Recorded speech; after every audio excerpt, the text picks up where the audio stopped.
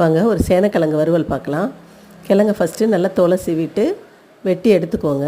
இந்த மாதிரி பீஸாக வெட்டி எடுத்துகிட்டு நல்லா அலசிக்கோங்க. அலசிட்டு ஒரு பாத்திரத்தில் தண்ணி வச்சு அதில் இந்த கிழங்க போட்டு அதில் கொஞ்சம் மஞ்சத்தூள், உப்பு, 2 சொல புளி போட்டு வேக விடுங்க.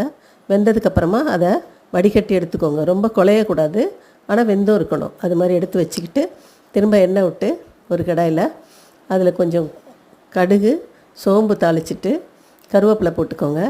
போட்டு இந்த கிழங்க கொட்டி அதில் கொட்டிட்டு அதில் மிளகாத்தூள், கொஞ்சம் மல்லித்தூள் ஒரு 1/2 ஸ்பூனு போட்டு, வீட்டு மிளகாய் பொடி இருந்துச்சுன்னா, அதாவது மசாலா பொடி அது இருந்தாலும் ஒரு 1/2 ஸ்பூன் போட்டுக்கோங்க. ஜீரகத்தூள் ஒரு 1/2 ஸ்பூன் போட்டு கொஞ்சம் உப்பு மறுபடியும் போட்டுக்கோங்க. பார்த்துட்டு உப்பு போட்டு தான் வேக வைப்போம். கொஞ்சம் பெருங்காயத்தூளும் போட்டு நல்லா வறுத்து எடுத்திங்கன்னா சூப்பராக இருக்கும். பிடிச்சிருந்தால் லைக் பண்ணுங்கள், கமெண்ட்ஸ் பண்ணுங்கள், மறக்காமல்